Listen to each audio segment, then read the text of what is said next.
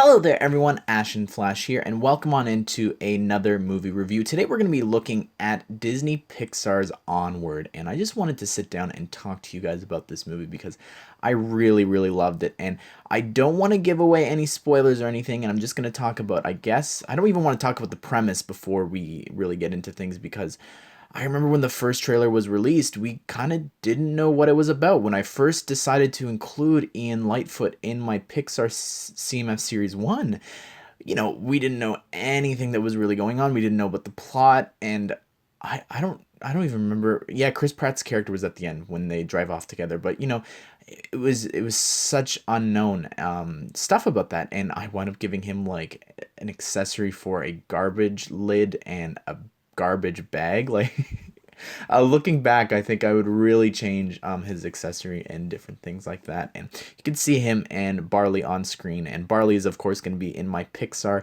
Series 2 releasing on Sunday if everything goes right and according to plan and I finish on time. But anyways, let's talk about the movie itself. So, full spoilers if you don't want to know what it's about. Jump off now. Go watch it. I really recommend it. It is just Pixar perfection with heart and humor and action and just the graphics. Again, just Pixar has come such a long way. But anyways, let's go ahead and let's kick things off with, I guess, the heart of it. I think that is where it was at. I think it had more emotion to me than humor. There was definitely some funny parts. Some things didn't necessarily land, but I think that the funniest thing, even though I saw it in the trailers, was actually the bit with the rope and him walking across. I thought that was done really well, and it was just really funny. But in terms of the whole premise, I guess I think I should be starting there. I love the idea of this. I'm not too big a fan of medieval things, I would say. Like, it's not really something that's on my radar of movies and stuff that I want to watch or TV shows. But I liked the idea of this combination of magic and this whole mythical world and fairy tale world combined with our modern day. I thought that was really special. And then when they started off the movie, what I found really interesting was, again, they kind of kept a lot of things under wraps, I'd say, from the trailers. Specifically, I liked that, maybe I'm forgetting, but I liked the fact that magic had gone away and it was just replaced, like, oh, like they were here to help, like light your houses and different things like that for the people who were gifted with magic. And then someone invented the light bulb and it was like, well, we don't need it anymore. I thought that was really clever and really funny.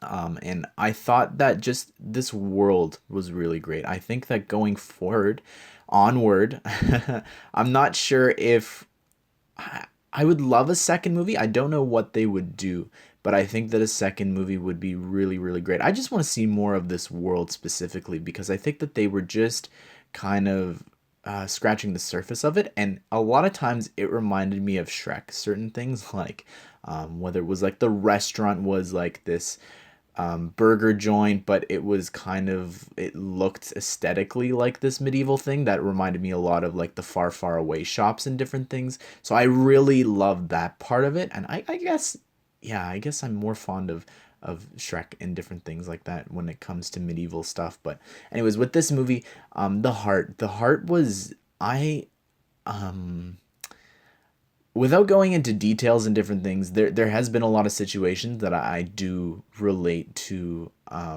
Ian and not getting to meet certain family members and always hearing stories about them and different things like that. So it did hit really home. And I've talked about this. I don't want to get too dark on this Ashencast, I guess. Don't tell anyone it's Ashencast, but it is.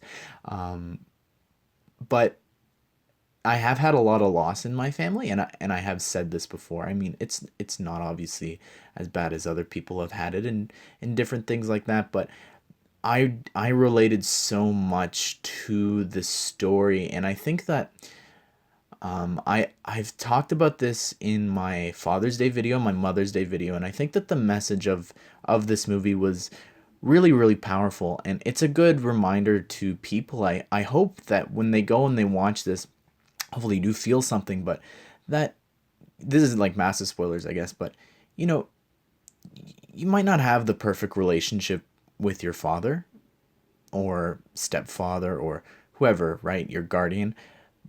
Maybe you never even met them like Ian, but there's people in your lives that do love and care about you and are there for you, and yeah, it was just a really powerful message that his, like, I guess he felt his whole life that he had this hole in his heart that he needed from this father figure, and I'm gonna cry.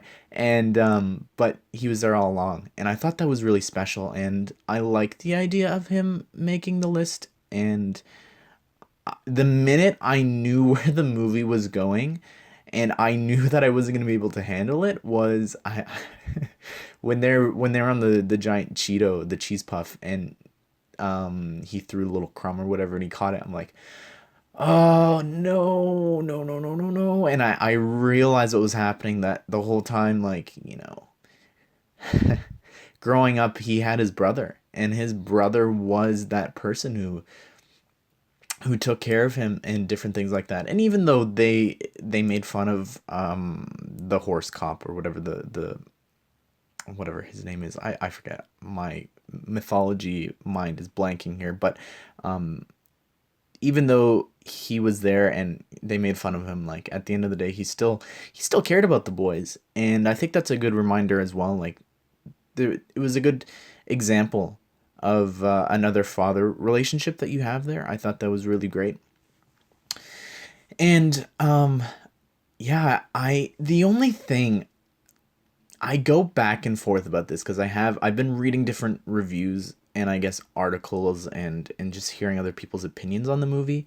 And a lot of people, it's a bit of a controversial ending with Ian not getting to meet his father. And I do go back and forth, like,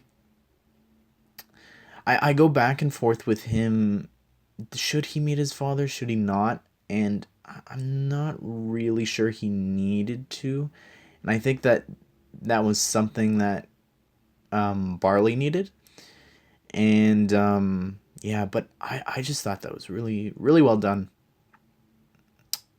I see both sides of it. I see Barley did have those four memories or whatever. While one of them wasn't the greatest, he still has memories, and Ian has none. So I get that, but he also needed the opportunity to get closure, I guess, which Ian didn't necessarily need closure because he never, like, it was already closed for him, I guess. So yeah, I think that's okay. I don't know. I am curious though. I Once the movie's been out for a while, I do want to do some sort of poll or something because it would be interesting to hear what you guys think about that. Yeah, because it is a controversial ending. I'm reading online, and a lot of people are upset about it.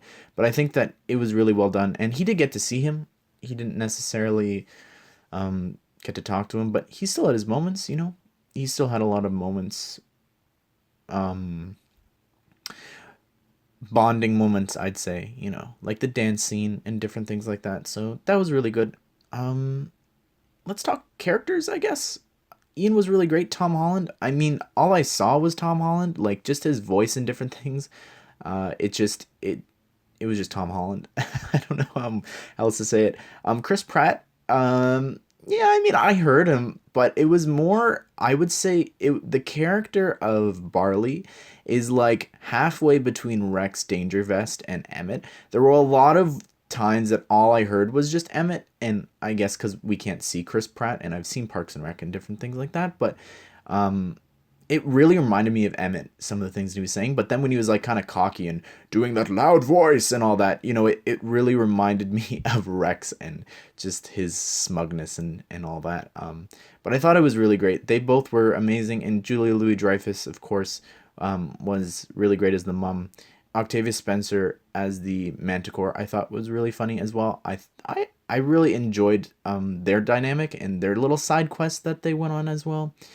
And yeah, overall, I think it was a really fun movie. And oh, another character, because I did take notes when I left the theater. Another character that I think is really underrated, or I guess not even a character, but Guinevere.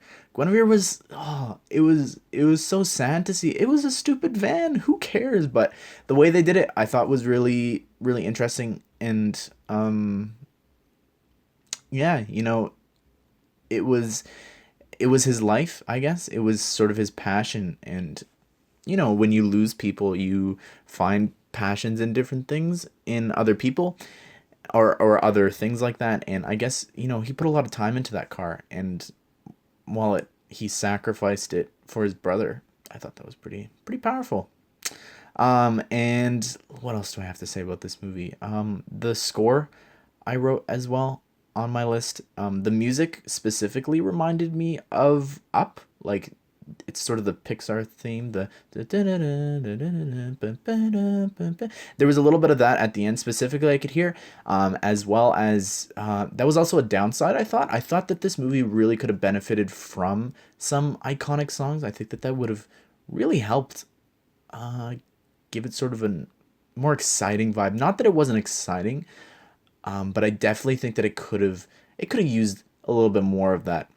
I think kind of Guardian sort of vibe, but I just think that it helps, especially with these Pixar movies and just Disney movies. And again, I look back at Shrek, like with the scores in that is just amazing. And I guess this is kind of I guess this is Disney Shrek, I would say, in terms of the world and the similarities and different things like that. But again, I'd really love to return to this. I think that it was really, really great. I thought it was so funny. And just the whole premise of it, I think, is really, really unique and powerful. And if you didn't know, I'm just going to quickly tell you the story. Hopefully, I don't get too emotional saying it, but the director actually, the whole idea of this was he never met his own father, and he actually wound up one day like cleaning the house or different things like that, and he found this tape of all he heard. He's never heard his father's voice, but all he had was, like in the movie, was a little line saying hello and goodbye. That's all that he had, and that's all that he'd ever heard. And it kind of blossomed into that, and it was, I think, like, he wrote it for his brother and different things like that. So it was interesting to know that premise going into that.